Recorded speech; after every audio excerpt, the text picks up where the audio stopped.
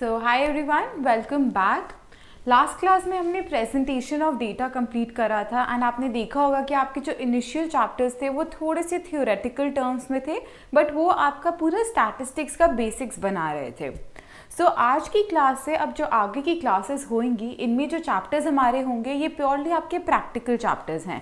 सो इसमें हम क्या पैटर्न फॉलो करेंगे कि हम पहले उनका एक बेसिक इंट्रोडक्शन पढ़ेंगे चैप्टर का, कि हम कहना क्या चाह रहे हैं इस चैप्टर में, टर्म्स का मतलब क्या होता है। उसके बाद हम प्रैक्टिकल पे मूव करेंगे। मैं आपको हर टॉपिक का एक प्रैक्टिकल करवाऊंगी, देन उसके बाद मैं आपको स्टेप्स लिखवाऊंगी कि इसको सॉल्व कैसे करना है, ताकि आप लेटर जब रिवाइज करें तो आप प्रॉबेबली सिर्फ स्टेप्स देखें एंड आपको पूरा कॉन्सेप्ट रिवाइज हो जाए। सो स्टैटिस्टिक्स में आपको ध्यान रखना है कि स्टैटिस्टिक्स में दो चीज़ें बहुत इंपॉर्टेंट है। पहला कि आप कोई कैलकुलेशन एरर ना करें। क्वेश्चंस उतने टफ नहीं होते, आपके एरर्स जहाँ पे आ जाते हैं वहाँ पे आपका पूरा क्वेश्चन गलत हो जाता है एंड आपको मार्क्स नहीं मिलते। सेकंड स्टेप स्टैटिस्टिक्स में क्या इंपॉर्टेंट होता है कि आपके जो सारे क्वेश्चंस हैं वो एक पर्टिकुलर पैटर्न से फॉलो होते हैं, कि आपको स्टेप 1 के बाद स्टेप 2 करना है, स्टेप 2 के बाद स्टेप 3 करना है। आप वेगली कोई भी स्टेप्स नहीं कर सकते हैं, राइट। सो हम इसीलिए हर कॉन्सेप्ट के बाद उनके स्टेप्स लिख लेंगे ताकि आपको लेटर स्टेज पे कोई प्रॉब्लम ना आए, राइट। उसके बाद एक क्वेश्चन क्लास में करवाने के बाद मैं आपको एक होमवर्क क्वेश्चन दिया करूंगी, जिसका आंसर मैं आपको नेक्स्ट क्लास में बता दूंगी एंड अगर क्वेश्चन का लेवल डिफिकल्ट होगा तो मैं आपको वो क्लास में सॉल्व करवा दूंगी, right.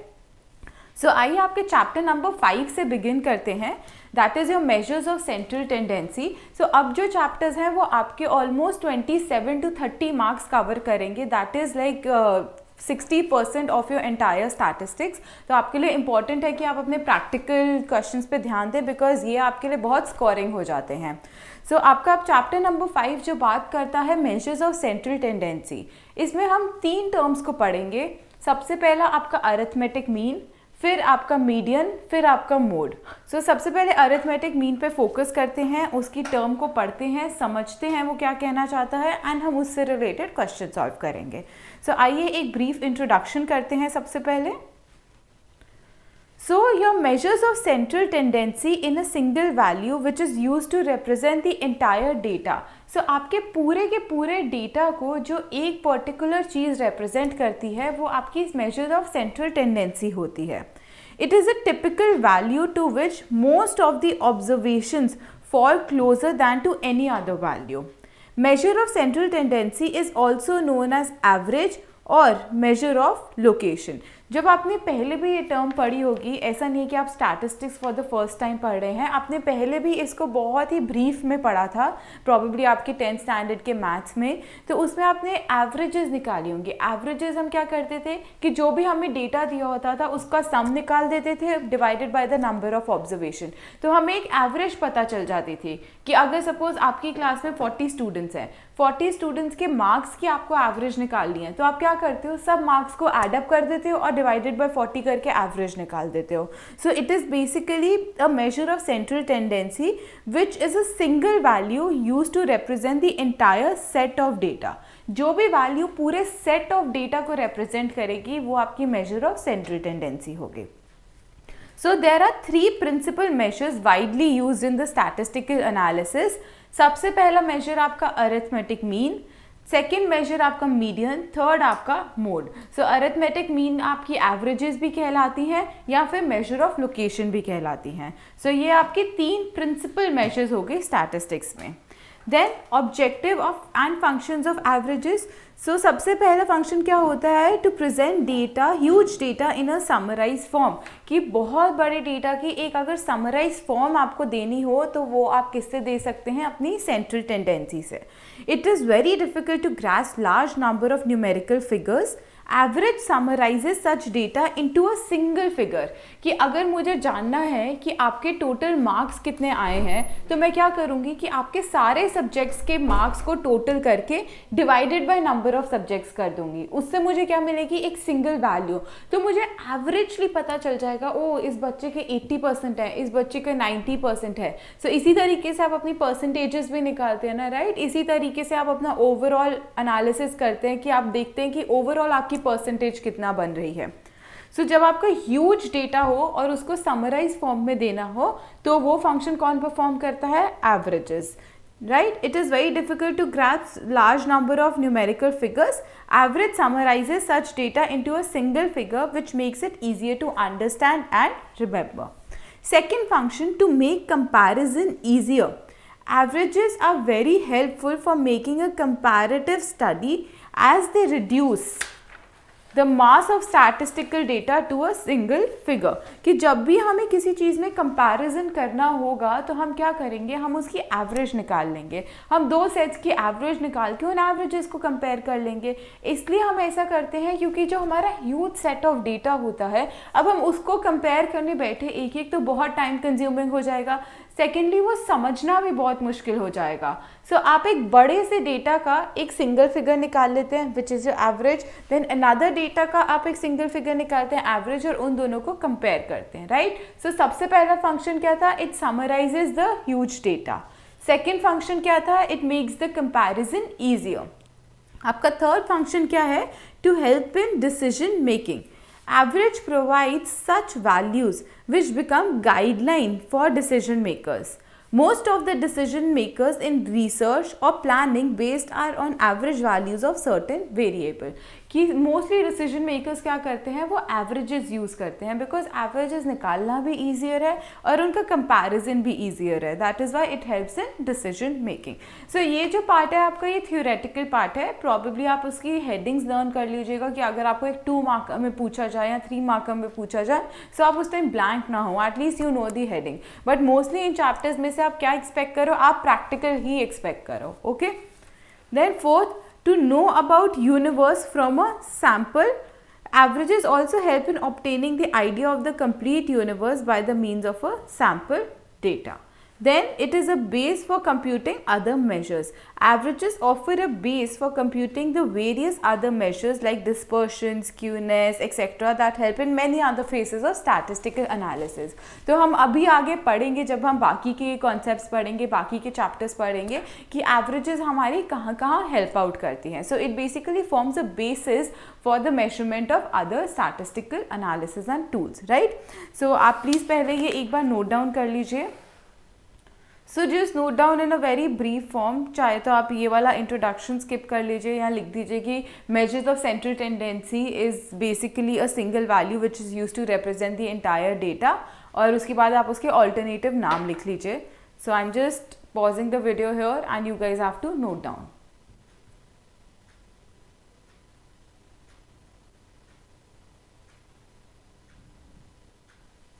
Right. Now coming to the objectives and functions, so just pause and note.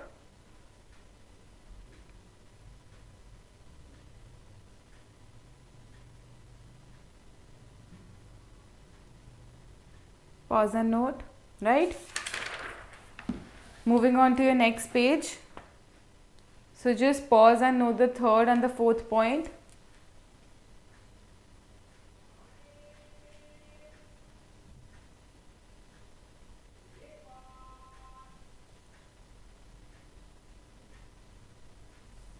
Right, next one, your fifth point. So just pause for a second and note this down.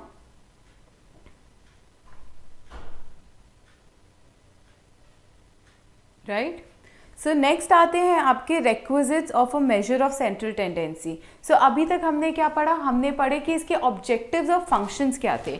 अब next हमारे क्या है कि requisites क्या है, कि क्या क्या requirement है of the measure of central tendency. So सबसे पहला, rigidly defined. It should be clear and rigid so that there is no confusion.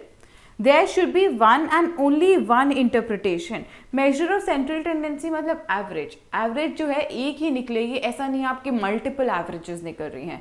So सबसे पहला उन्होंने क्या बोला, that the data should be clearly defined, and second उन्होंने क्या बोला आपको कि there should be no confusion regarding the data and there should be a single interpretation only.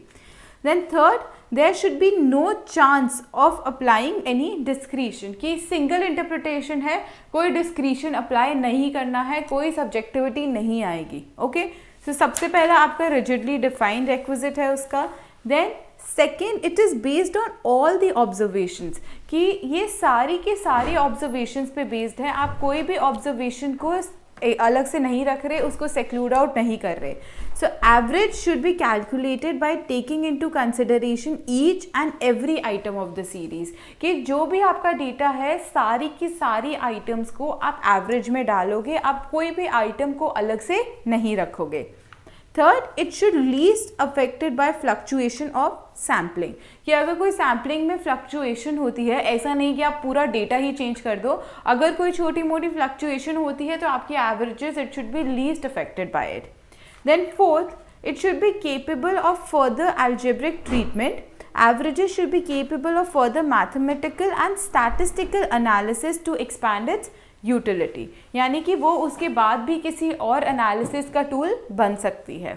Then fifth, it should be easy to understand and calculate. The value of an average should be computed by using a simple method without reducing its accuracy and other advantages. ये आपका advantages है word, right? Then your sixth point, it should not be affected by extreme values. The value of an average should not be affected much by the extreme values. If one or two very small or very large items unduly affect the average value may not truly represent the character of the entire set. कि यानी कि अगर आपके पूरे set में आपकी कुछ values बहुत ही एक्सट्रीम वैल्यूज़ हैं जो आपके पूरे सेट से डिफ़र करती हैं, तो उसकी वजह से आपकी एवरेजेस जो है वो अफेक्ट हो सकती हैं. तो ये जो है ये नहीं होना चाहिए, बिकॉज आपका अगर पूरा डेटा जो है वो 100 नंबर्स हैं एंड आपको एवरेज उन 100 नंबर्स का निकालना है. अगर उन 100 में से कुछ 10 नंबर्स बहुत ही एक्सट्रीम वैल्यू रिप्रेजेंट कर जाते हैं तो आपका पूरा 100 का एवरेज जो है वो सारा खराब हो जाएगा. So it should not be affected by extreme values. So ये आपके रिक्विजिट्स किसके थे? आपके रिक्विजिट्स थे मेजर्स ऑफ सेंट्रल टेंडेंसी के. सो ये आपके बस एक बेसिक्स को फॉर्म करने के लिए हम इसका ये थ्योरेटिकल पार्ट कर रहे हैं. आपको मेजरली इसके कहाँ पे फोकस करना है? प्रैक्टिकल पे. सो आप इसको प्लीज़ पॉज करके एक बार नोट डाउन कर लीजिए अपने रजिस्टर्स में. So just pause for a second here and note down.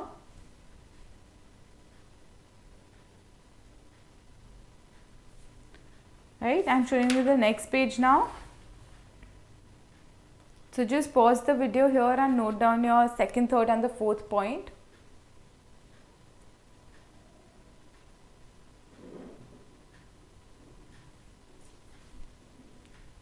Okay, now you can note down your last 2 points. So just pause here and note it down.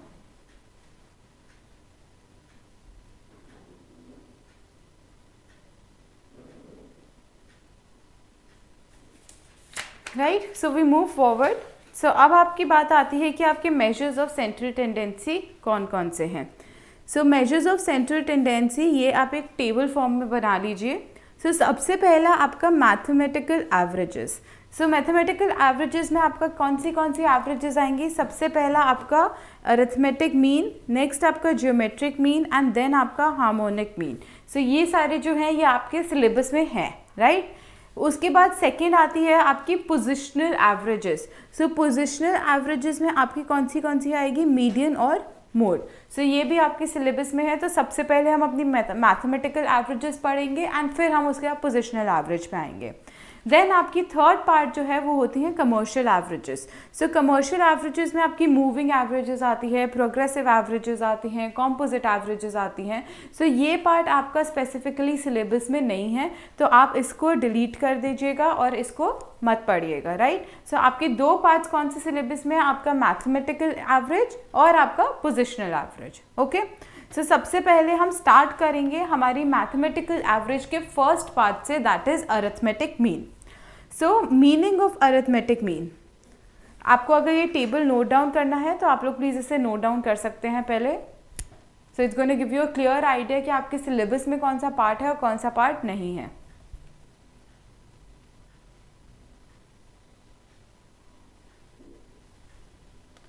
Right. तो सबसे पहला आपका आता है arithmetic mean. So arithmetic mean is defined as the sum of values of all observation divided by the number of observation. यानी आपका simple mean, simple average जो आप निकालते हैं, जो आप शुरू से निकालते आए हैं, कि अगर आपको एक सिंपल एवरेज चाहिए डेटा की, आप क्या करते हैं, उसके सारे नंबर्स को, सारे उस जो ऑब्जर्वेशंस होती हैं उनको एड अप करते हैं और उसको डिवाइड करते हैं by the number of observation. So arithmetic mean can be computed in 2 ways. सबसे पहला आपका है simple arithmetic mean and second आपका है वेटेड अरिथमेटिक मीन. सो हम किससे स्टार्ट करेंगे? सबसे पहले हमारे सिंपल अरिथमेटिक मीन से. सो हमें जो सिंपल अरिथमेटिक मीन भी कर रहे हैं और आगे जाके हम वेटेड भी करेंगे, इनको हम 3 पार्ट्स में डिवाइड करेंगे. सबसे पहला आएगा आपका in respect of individual series. आप ये ऑलरेडी पढ़ चुके हैं कि इंडिविजुअल सीरीज होती क्या है. सेकेंड आएगा आपका डिस्क्रीट सीरीज एंड थर्ड आएगा आपका कंटिन्यूस सीरीज. तो आपको ये जो मीन है और मीडियन, मोड, ये सब इन तीनों सीरीज के एस्पेक्ट में पढ़ने पड़ेंगे, राइट. सो सबसे पहले हम कवर करेंगे इंडिविजुअल सीरीज. आपका इंडिविजुअल सीरीज क्या होती थी? Individual series is the series in which the items are listed singly, that is each item is given a separate value. कि आपकी जो हर एक ऑब्जर्वेशन है, आपकी हर एक आइटम है, उसे एक सेपरेट वैल्यू दी जाती है. वो सेपरेट वैल्यू जब दी जाती है तो हम उस सीरीज को क्या टर्म करते हैं? Individual series. There are 3 methods to calculate the arithmetic mean in individual series. अब ये तीनों मेथड्स जो हैं आपकी तीनों सीरीज के अंदर हम पढ़ेंगे. सबसे पहला आपका कौन सा मेथड वो कह रहे हैं? Direct method. सो डायरेक्ट मेथड यानी कि जो आप आज तक फॉलो करते आ रहे हैं, आपने प्रीवियस क्लासेस में भी पढ़ा है. You add all the observations and you divided by the number of observation. So simple direct method मतलब कि आपका जो भी x1 दिया हुआ है, x2 दिया हुआ है, you add them all and you divided by the number of observation. So it is basically what? It is sigma x divided by n. सो आप अपने सारे फॉर्मूलाज को एक बॉक्स में करेंगे and towards the end of the chapter हम इनकी summary भी लिख लेंगे. सो ये आपका सिंपल डायरेक्ट मेथड है. सो इसके रिगार्डिंग एक एग्जाम्पल है. सो आप लोग इस एग्जाम्पल को पहले नोट डाउन कर सकते हैं एंड हम फटाफट इसको क्लास में सॉल्व कर लेंगे, बिकॉज डायरेक्ट मेथड में इतना कुछ समझने वाला नहीं है. सो आप पहले आपने ये इंट्रोडक्शन पार्ट लिखना है, तो ये लिख लीजिए. So just pause and note down this introduction part first. So just pause and note this down first.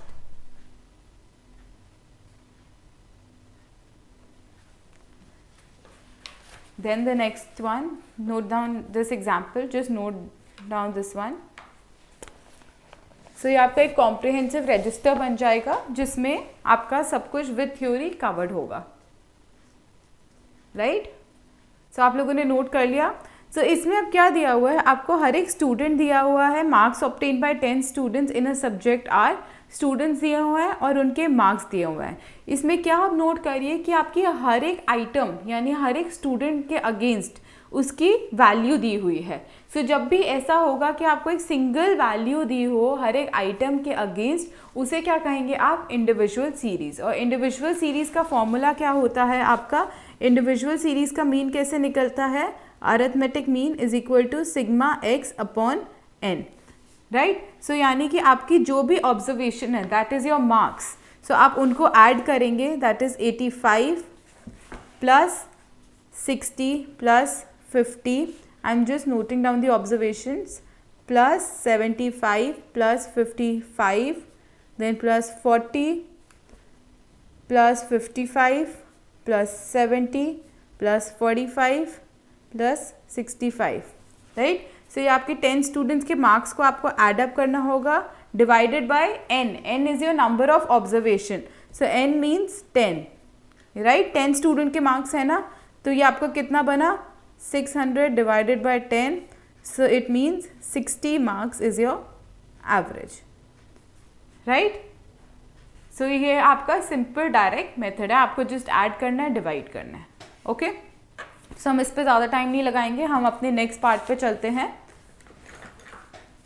सो आपका नेक्स्ट जो है वो है डायरेक्ट मेथड का. 1-2 मैंने की टिप्स लिखवाई हैं. सो जो भी ऐसे फिंगर पॉइंट करेगा मतलब कि ये स्टैटिस्टिक्स में की टिप है, आपको इसको दिमाग में रखना है.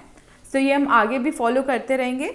Direct method is use when there are few items and the size of the figures is small, कि यानी जब कम आइटम्स दी हों आपको, लाइक प्रॉबेबली 6-7 ऑब्जर्वेशंस दी हों और जो फिगर्स हैं उनकी बहुत छोटी छोटी है, so that it is easier for you guys to add up, तो आप डायरेक्ट मेथड यूज़ कर लीजिए. बट जब आपका ह्यूज सेट ऑफ डेटा है और जो आपके नंबर्स हैं उसके वो भी बहुत ज़्यादा बड़े हैं, तो आप डायरेक्ट मेथड कभी मत यूज़ करना, बिकॉज उसमें क्या होगा, आपका एरर के बहुत ज़्यादा चांसेस होंगे.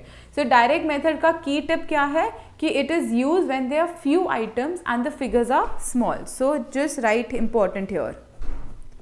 सो ये आपका डायरेक्ट मेथड के एस्पेक्ट में की टिप है कि ये कब यूज होएगा, when there are few items and the figures are small, right. So आप लोगों ने ये नोट डाउन करनी है key tip. Probably use a red pen to note down this key tip. So जहाँ पे भी आपको ये फिंगर का सिंबल दिखेगा, that means it is an important point to be noted in statistics. Okay. Then second आपका कौन सा मेथड आता है, शॉर्टकट मेथड. सो डायरेक्ट मेथड मतलब simple sigma X upon N, आपने फॉर्मूला बॉक्स में कर लिया होगा. देन सेकेंड आपका आता है shortcut method. So under this method any figure is assumed as mean and the deviations are calculated from the assumed mean. So shortcut method में आपका क्या होता है कि हम एक कोई भी फिगर को अपनी ऑब्जर्वेशन में से एक फिगर को अज्यूम्ड मीन ले लेते हैं, आप कोई भी ले लीजिए, एंड जो भी हमारी डिविएशंस आएंगी हम उस फिगर से लेंगे. सो आपका जो शॉर्टकट मेथड है और जो आपका एक और नेक्स्ट मेथड आएगा, इन दोनों के मैं आपको स्टेप्स लिखवाऊंगी. सारी फॉर्म ऑफ सीरीज में ऑलमोस्ट ये सेम पैटर्न से ही चलेंगे, राइट. सो सबसे पहले आपका शॉर्टकट मेथड, आप ये पार्ट नोट कर लीजिए. So shortcut method is used when there are large number of observation.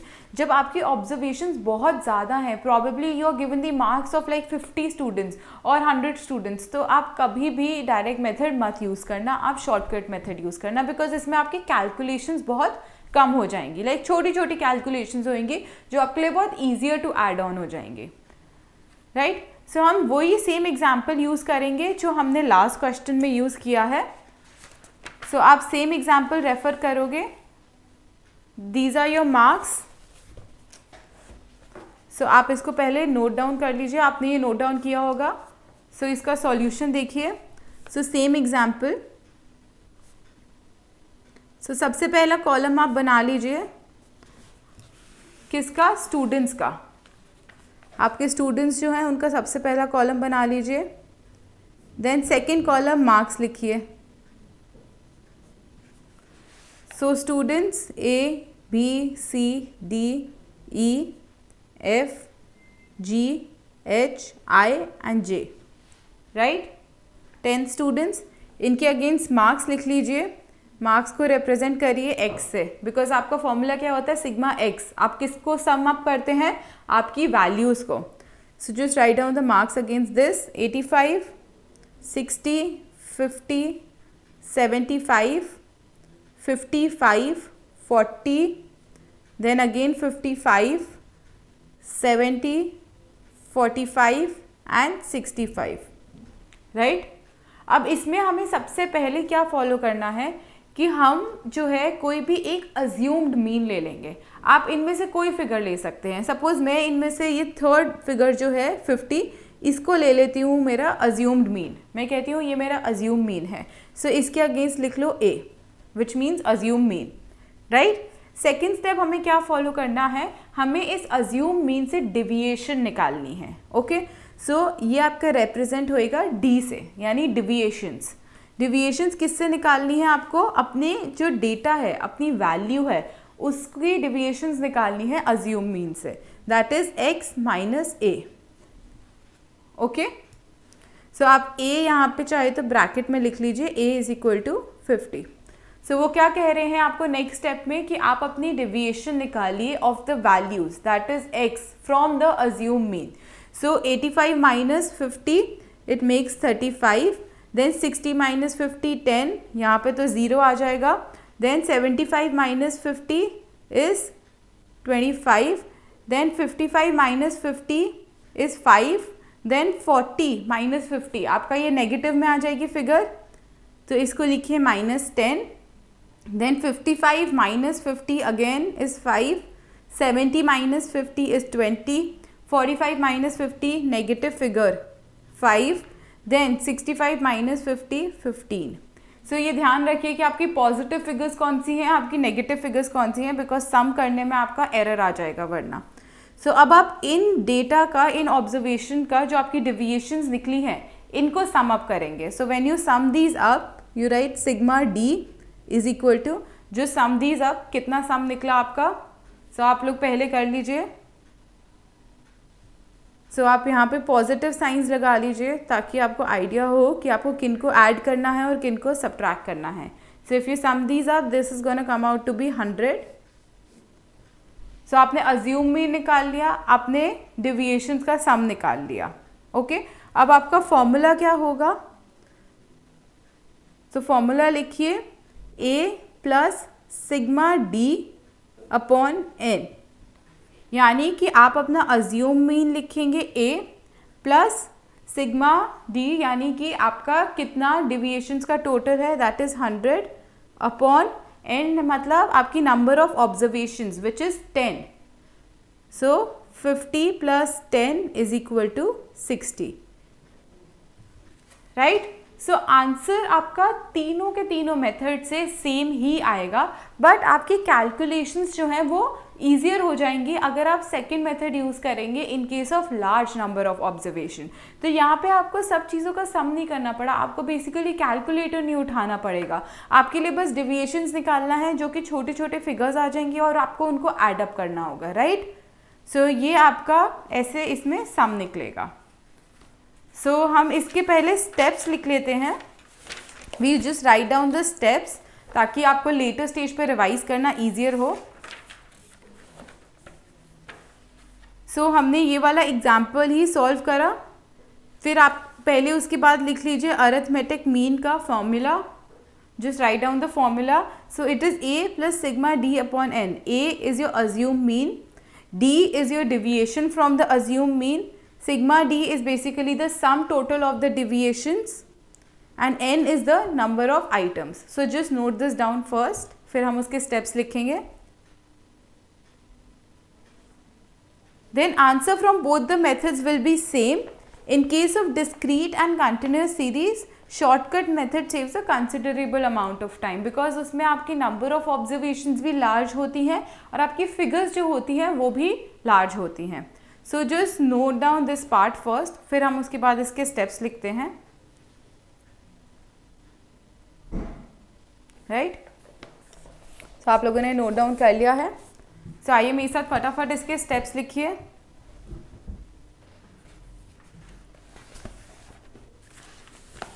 So steps for shortcut method. सो सबसे पहले आपने क्या किया था, आपने अपने डेटा को अरेंज किया था। So let the observations B,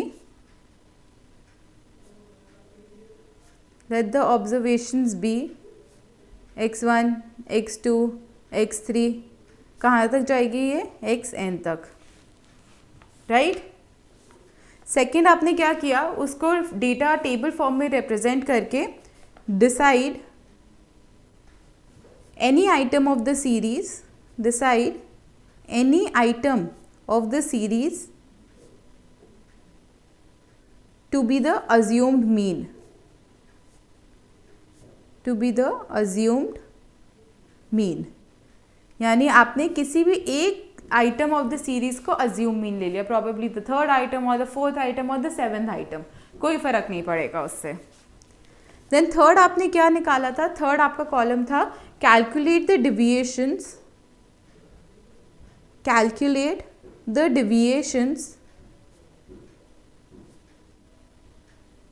that is D. हम डिविएशंस को कैसे रिप्रेजेंट कर रहे हैं, D of the items, calculate the deviation of the items from the assumed mean, from the assumed mean, that is deduct a, that is deduct a from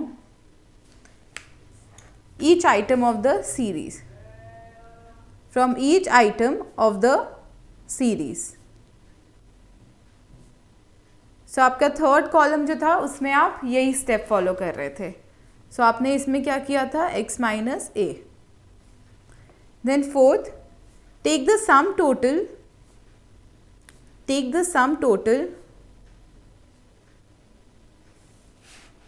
of the deviations. Take the sum total of the deviations and denote by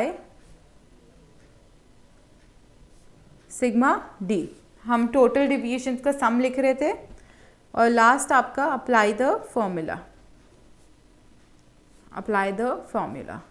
सो आप एक question practice करेंगे, उसके बाद आप एक बार इन steps को recollect करके read करेंगे तो आपको ये इजीली हो जाएगा step by step. So a plus sigma d upon n. सो ये आपका फॉर्मूला होता था. सो आपने इनके हर एक अल्फ़ाबेट के हर एक जो आपका सिंबल है उसके आपने मीनिंग्स ऑलरेडी लिख लिए हैं. So these are your steps for the shortcut method. So इनको नोट डाउन कर लीजिए अगर आपने नहीं करे हैं तो. So you can pause here and note down if you haven't noted down already. Right? अब हम नेक्स्ट मेथड पे आते हैं. सो आपने ये फॉर्मूला भी इधर नोट डाउन कर लिया है. सो सबसे पहले आपने पढ़ा कौन सा मेथड, डायरेक्ट मेथड. सेकंड आपने पढ़ा शॉर्टकट मेथड. थर्ड मेथड कौन सा है आपका, step deviation method. Third method is your step deviation method. So in this method, deviation from the mean are divided by a common factor to get the step deviation. Then these step deviations are used to calculate the value of the arithmetic mean. So basically ये आपके shortcut method का ही एक तरीके से extension है.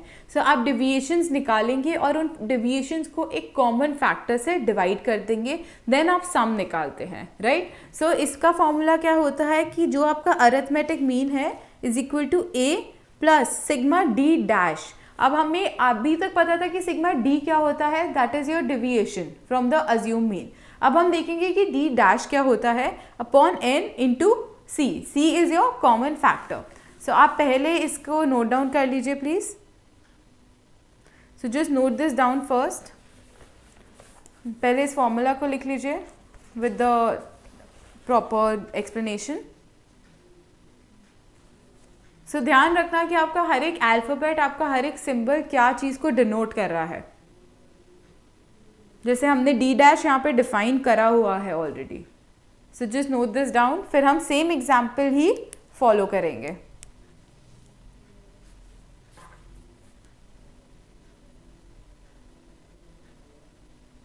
Okay.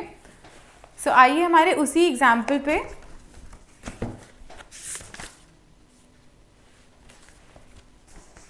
सो मैं वही example ले रही हूँ और हमने यहाँ पे इसको सॉल्व किया था, राइट. अब आप लोग एक फोर्थ कॉलम बनाएंगे. Just make another column for D dash. So D dash is basically what, x minus A divided by c. आपका c क्या है, c आपका कॉमन फैक्टर है. तो जब आप यहाँ पे भी पढ़ेंगे, so what does c denote? c denotes basically a common factor. so common factor आपका कहाँ से निकलेगा कि जो आपका ये x माइनस ए है ये किस एक फैक्टर से बहुत इजीली डिवाइड हो जाएगा, राइट. हम कॉमन फैक्टर छोटी क्लासेस में भी निकालते थे कि हम एक ऐसा नंबर निकालेंगे जो इनका कॉमन फैक्टर है. सो इनका कॉमन फैक्टर आपको देख के क्या लग रहा है, क्या होगा. So that there is 35, 10, 15. सो यानी इनका कॉमन फैक्टर इज 5. सो आपका c यहाँ पे डिनोट कर दीजिए 5.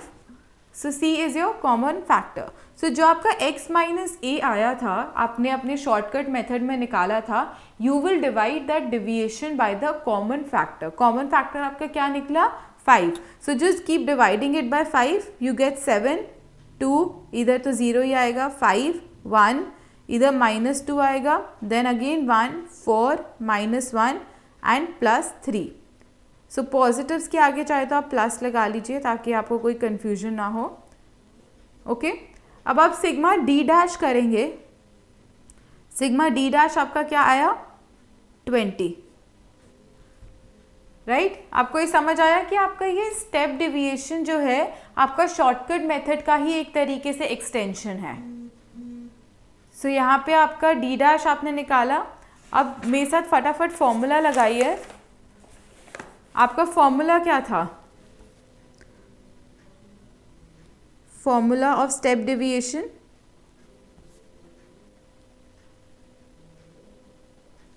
फॉर्मूला आपका क्या था? एक्स बार यानी आपका mean is equal to A plus sigma D dash divided by N into C. तो आपका ए कितना था आपके उसमें? 50, you are taken assume mean as 50। D dash आपका कितना आया था? 20। एन आपका कितना था? Same 10 observations into C. C यानी आपका कॉमन फैक्टर यानी कि 5। So this again comes out to what? 50 plus 10 is equal to 60।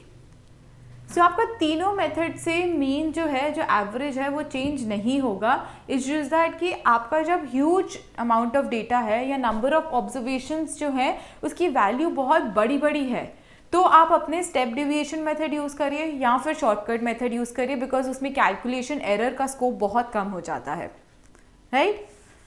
सो आइए एक क्वेश्चन हम क्लास में करते हैं, देन मैंने आपको एक क्वेश्चन होमवर्क में देना है। So just note down your example number 2। So just note down the example number 2। इसको हम स्टेप डेविएशन से करेंगे तो उसमें शॉर्टकट भी कवर हो जाता है। So just note this down first and your example number 3 is your homework. So आप प्लीज़ एक बार एक क्वेश्चन ट्राई कर लीजिएगा, बिकॉज आपका हाथ वहाँ पे सेट हो जाएगा एंड फिर आपको ये स्टेप्स भूलेंगे नहीं एंड लेटर स्टेज पे आपको प्रॉब्लम नहीं आएगी, राइट। सो ये क्या कह रहा है? Find out the mean height from the following data related to the height of the 8 person. So अब उनके नंबर ऑफ ऑब्जर्वेशन हमारी कितनी है? 8। सो हमें कौन से मेथड से करना है? हम शॉर्टकट मेथड से भी कर सकते हैं, स्टेप डेविएशन से भी कर सकते हैं। सो हम पहले लिखेंगे जो हमारी हाइट है। हाइट हमारा क्या होगा? x, बिकॉज हमें स्टूडेंट्स के नाम नहीं दिए हुए, कुछ भी नहीं दिया हुआ, तो हम उसका कॉलम नहीं बनाएंगे। सो सबसे पहले आपकी हाइट कितनी आ रही है? 159, देन 161, 163, 165, 167, then 169, 171, 173, राइट। ये आपने हाइट लिख ली सारी। अब आप क्या करेंगे? आप इनमें से एक को, किसी को भी अज्यूम्ड मीन ले लीजिए, आपकी मर्जी है। आप चाहे तो सेकंड आइटम लीजिए, चाहे फोर्थ आइटम लीजिए, कोई भी आइटम। सो सपोज करिए मैं ये फिफ्थ आइटम यानी 167 इसको अज्यूम मीन ले लेती हूँ। मैंने देखा कि बीच में कौन सी फिगर आ रही है तो मैंने उसको अज्यूम मीन ले लिया। आप अपनी मर्जी से कुछ भी अज्यूम मीन ले सकते हैं। नेक्स्ट आपका स्टेप क्या था? आपको स्टेप नेक्स्ट, अभी मैंने आपको स्टेप डेविएशंस के भी स्टेप्स लिखवाने हैं, बट पहले आप याद करिए आपका नेक्स्ट स्टेप क्या था? आप डेविएशन निकालते थे, deviation of the observation of the items from the assume mean. So आपका अज्यूम मीन हमने लिया है 167। सो 159 माइनस 167 आपका आ जाता है -8। 161 minus 167 -6। 163 minus 167 again -4। 165 minus 167 this comes out to be -2। Here 0, ये आपका पॉजिटिव 2 आ जाएगा।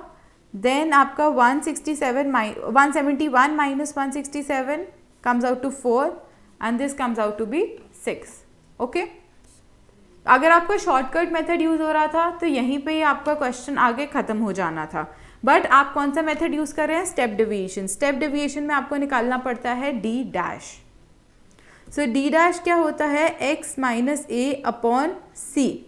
अब देखिए x माइनस ए का कॉमन फैक्टर क्या है कि ये जो सारे के सारे आपने डेविएशंस निकाले हैं ये किस नंबर से बहुत इजीली डिवाइड हो सकते हैं।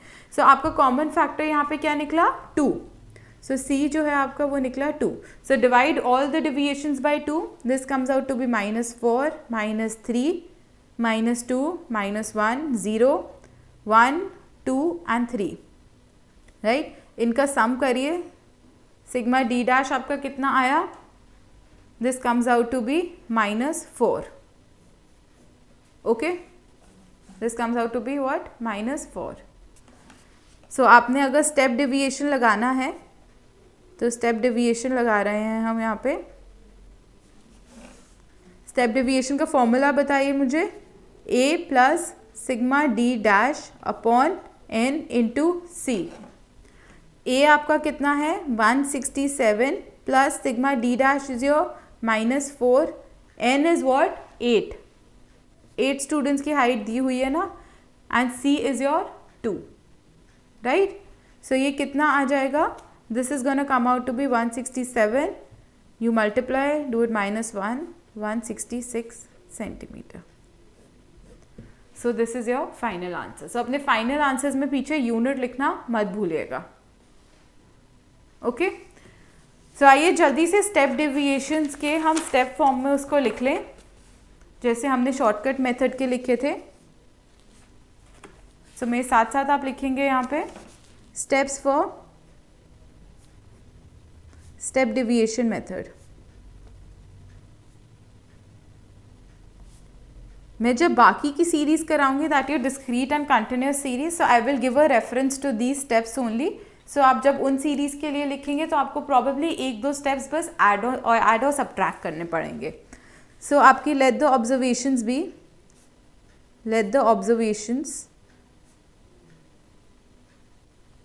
बी x1 x2 ये xn तक जाएगी. ठीक है. सेकेंड स्टेप आप क्या करते थे. decide any item of the series as the assumed mean. आप कोई एक आइटम को अज्यूम मीन ले लेते थे जिसको आप a से डिनोट करते थे. फिर आप क्या करते थे डिविएशंस निकालते थे. Calculate the deviations. ये आपका सेम आ रहा है आज शॉर्टकट मेथड अभी तक. Calculate the deviations that is your d of the items from the assumed mean. That is x minus a. Okay. Fourth step आपका find out the common factor. Find out common factor. Common factor आपका किससे denote होता था c से. Common factor आप किसका निकालेंगे from d. आप x का नहीं निकालेंगे d का निकालेंगे. एंड कैलकुलेट d डैश यानी आपका स्टेप डिविएशन. d डैश कैसे निकलता था आपका d अपॉन c. और d क्या होता था x minus a. That is x minus a upon c. Fine. Fifth step लिखिए. Take the sum total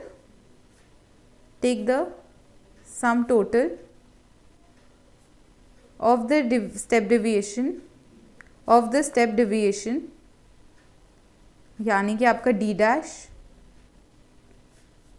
and denote as sigma d dash.